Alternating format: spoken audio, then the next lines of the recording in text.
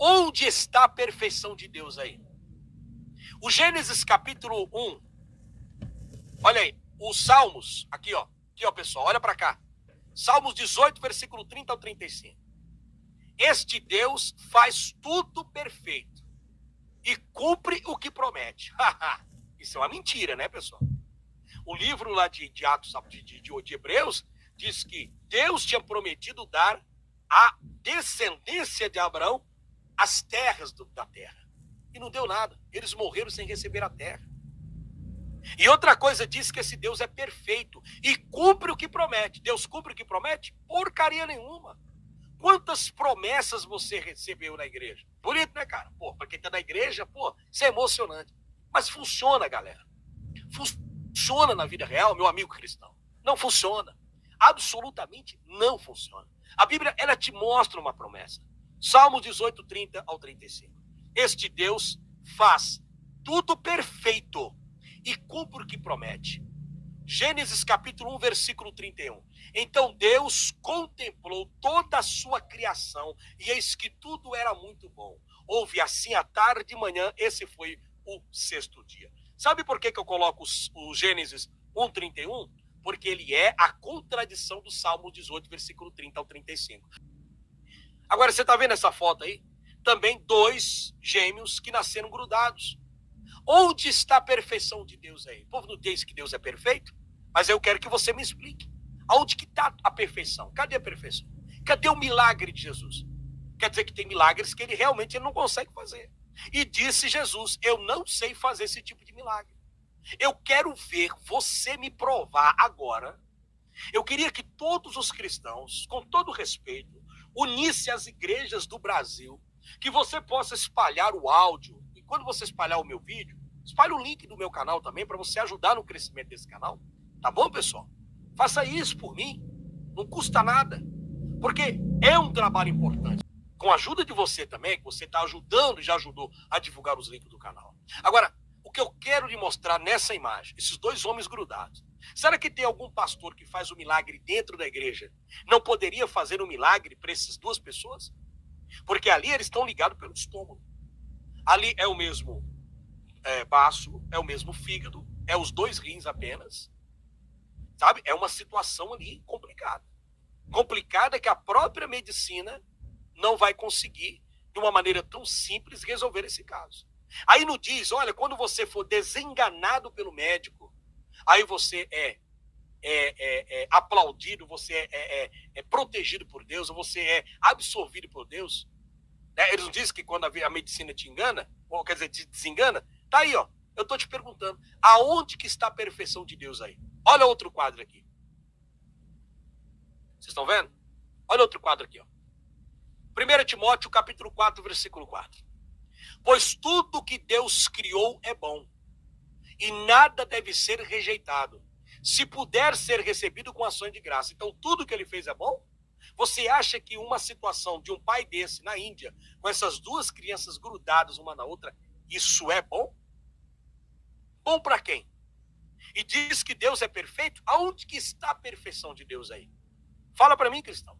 Como pode Deus ser bom, ser uma pessoa dessa forma, deixando as pessoas dessa forma? Tá aí a fotografia. Olha aí, ó. Tá? Deixa eu ver mais aqui, ó. Aqui diz o seguinte, ó. Provérbios, ainda diz que Deus é perfeito, né? Provérbios 16, versículo 4. O Senhor fez todas as coisas perfeitas para os seus próprios fins e até o ímpio para praticar o mal. Quer dizer que Deus predestinou pessoas para nascer grudadas e para sofrer, e também fez crianças nascerem para praticar o mal?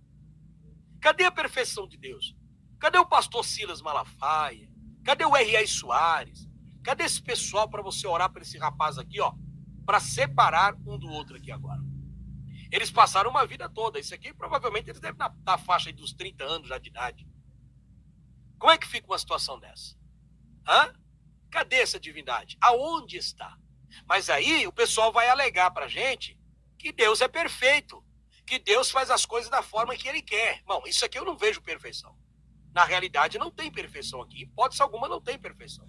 E nunca teve, galera. Olha o que diz o livro de João, capítulo 9, versículo 1. Presta muita atenção. Ao passar, Jesus viu um cego de nascença. Seus discípulos lhe perguntaram: mestre, quem pecou, este homem ou seus pais, para que ele nascesse cego? Disse Jesus: nem ele nem seus pais pecaram, mas isso aconteceu para que a obra de Deus se manifeste na vida deles. Ou seja, nós temos aqui duas indagações. Primeiro, os discípulos de Jesus acreditavam na maldição hereditária. O que é a maldição hereditária? É o que está em Êxodo, capítulo 20, versículos 5 ao 6. Não adore essas coisas, nem preste culto a elas, porque eu, o Senhor, seu Deus, sou um Deus zeloso, que visito a iniquidade dos pais, nos filhos, até a terceira e quarta geração daqueles que me odeiam. Então, observe que esta indagação do ponto 1 que eu coloquei aqui na tela, no quadro, os discípulos de Jesus acreditavam na maldição hereditária. Segundo ponto, então, os crentes podem até alegar que essa pessoa aqui nasce dessa forma porque é uma maldição hereditária. Mas aí eu quero lhe perguntar uma coisa: se Deus é perfeito, cadê a perfeição disso aqui, galera? Segundo ponto. Sabiam que Deus amaldiçoava os filhos por causa dos pais. Então, existe também um outro problema aqui. O pessoal hebreu acreditava categoricamente que se uma pessoa nascesse cega, era por causa do pai dele. Então nós temos aqui um problema da maldição hereditária e nós temos também um problema que era uma crença de alguns hebreus no passado da reencarnação, certo? Da reencarnação do Espírito. E a palavra, a reencarnação, ela é citada em vários pontos bíblicos. Existem várias referências da Bíblia que dá base para o espiritismo de Allan Kardec para acreditar na reencarnação. Então, alguns discípulos acreditavam que se a pessoa nascesse cega ou uma grudada na outra, é porque alguém lá do passado cometeu um pecado grave diante de Deus. Aí Deus viu que a pessoa já estava no final da vida dela. Como Deus não deu tempo Deus castigar a pessoa para ver o sofrimento dela, então Deus passa essa maldição para o futuro. Dá para entender uma merda dessa? Essas crianças têm algum problema com Deus? Elas cometeram algum tipo de problema para Deus fazer essas crianças nascerem assim? Se o pai delas, que está abraçando elas aí, cometeu um tal do pecado, não seria melhor Deus resolver o problema diretamente com o pai? Por que a mãe também tem que passar por um sofrimento desse? Você já pensou a dificuldade de alimentação? A dificuldade porque tem que limpar essas crianças? Ao ir para o banheiro? Cara, não, eu nem imagino como deve ser a luta dessas pessoas. Às vezes as pessoas reclamam de tudo, né? Reclamam de tudo. Olha a situação. Tem gente pior do que a gente, pessoal. Tem gente em situações piores. Deus chama Jeremias. Em Jeremias, capítulo 1, versículo 4. O Senhor Deus me disse: antes do teu nascimento, quando você ainda estava na barriga da sua mãe, eu o escolhi e separei para que você fosse um profeta para as nações. Então, o profeta Jeremias, ele declara categoricamente que Deus, ele forma a pessoa dentro do ventre. Ele tem a capacidade de gerar o ventre. Se o cristão fala contra o aborto, porque não é permitido, porque já é uma vida, e quem forma, se você perguntar para o crente, quem é que forma a criança? Porque o crente não fala assim para nós? Olha só o que ele fala. Você acha quem foi que te criou, Rivanildo? Rivanildo, você disse que você não acredita em Deus. Então quem foi que te criou então? Aí eu até brinco, não, foi meu pai e minha mãe. Só que eu entendo a pergunta do crente. O crente pergunta: então você acha quem foi que te formou? Seria a formulação da pergunta correta. Aí eu vou falar: quem formou foi o útero da minha mãe, junto através do óvulo dela, que foi fecundado através do espermatozoide. Cientificamente. Mas para o crente, quando ele fala e faz essa pergunta para um ateu, para um cético, ele diz: quem é que te criou então? Quem é que te criou? Então, eles querem que você fale que é o Deus dele. Então, tudo bem, vamos supor. Tá, vamos lá. Então, foi Deus que me criou. Foi Deus que criou essa jovem aí, ó, que está lavando a louça com só os pés. E aí? Aí você vai me falar o quê? Que Deus é santo? Que Deus é perfeito? Aonde que está a perfeição de Deus aqui? Fala para mim. Quer dizer, Deus deixa a jovem nascer dessa forma, sem os dois braços. Ela consegue, porque a pessoa ela conseguiu uma habilidade, mas mesmo com essa habilidade é algo desconfortável. Porque ela tem que pôr os pés para colocar água, para lavar a louça, para tomar banho. Ela tem que ter uma articulação meio atlética, vamos dizer assim, olímpica, né, para fazer tudo isso. Vocês entenderam, pessoal? Como que fica essa situação? Porque o texto diz que Deus é perfeito. Aonde que está a perfeição do teu Deus? E aí eu te pergunto.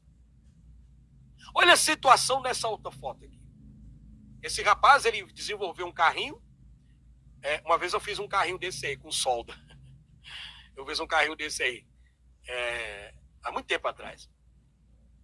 Esse jovem não tem as duas pernas e não tem os dois braços. Ele se locomove, simplesmente com o cotoquinho do braço, né? Um pedacinho do braço, cotoquinho, para mover a motinha dele para lá e para cá. Agora eu quero que vocês vejam como a Bíblia é mentirosa. Mais uma vez. Salmos 139, versículo 13 ao versículo 24. Dá um print na tela para você ver. Olha o que diz o texto. Tu criastes cada parte do meu corpo. Cara, eu vou ampliar isso daqui. Ó. Eu vou ampliar isso daqui. Presta atenção na tela. Presta atenção na tela e presta atenção nesse rapaz aqui, ó. Estão vendo aí, ó? Eu ampliei. Aqui, aqui e presta atenção aqui. Eu vou ler. Aí, enquanto eu leio, você olha para ele. Enquanto eu leio, você olha para ele. Olha para o rapaz. Eu vou ler e você olha para ele. Salmo 139, versículo 13 a 14. Tu, Deus, criastes cada parte do meu corpo. Tu me formastes na barriga da minha mãe.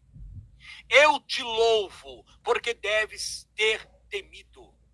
Tudo o que fazes é maravilhoso, e eu sei disso muito bem. Tu vistes quando os meus ossos estavam sendo formados e feitos, quando eu estava sendo formado na barriga da minha mãe. Olha aí, cara.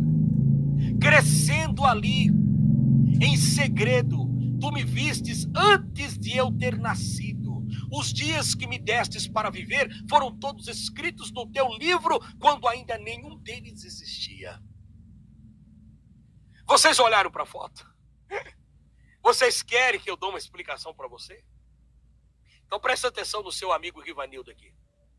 Nós temos vários problemas com essa conversa da Bíblia. É necessário te mostrar a imagem. O salmista está dizendo, tu criastes o quê? O que Deus criou, galera? O que está escrito aí? Tu criastes cada parte do meu corpo. Cada parte do corpo. Então ele criou o corpo do rapaz. Tu me formaste na barriga da minha mãe. Formou esse rapaz que nasceu assim na barriga da mãe dele. Agora, aonde que está? Lembrando que a Bíblia diz que Deus é perfeito, hein? Aí o crente vai dizer, não, mas Deus faz isso por um propósito. Não, peraí, não tem propósito. Não existe propósito. Não tem negócio de propósito. Porque essa é a desculpa que o crente vai dar. Você não acha que seria muito fácil todos os céticos e ateus se converter ao cristianismo se vocês conseguissem fazer um milagre agora? Você imaginou você colocando as mãos nesse senhor aqui, ó, nesse carrinho aqui, e automaticamente esse braço dele começar a esticar? Bom, pelo menos dentro da Bíblia, você olha no livro de Ezequiel, lá pelo menos diz a profecia do vale de ossos secos. Ali era um vale de ossos secos, um cemitério, onde de repente o profeta começou a profetizar e os ossos foram unidos um ao outro e formou-se um exército. Cara, se esses ossos começou a unir um ao outro, que estavam todos separados, os ossos, não tinha mais pele, não tinha nervo, não tinha mais nada, e começou a se unir, sabe? Como se fosse assim uma câmera retrocedendo, sabe? Não tem lembra do videocassete? A gente adiantava a fita para ver o filme, aí você também tinha a possibilidade de voltar a fita. Então você volta a fita. Estava todo mundo lá espalhado, então voltou a fita, daqui a pouco se formam seres humanos de novo. Por que essas coisas só acontecem dentro do mundo de fábulas bíblicos? Por quê? Porque dentro do mundo de fábulas bíblicos é mais fácil manipular as criaturas.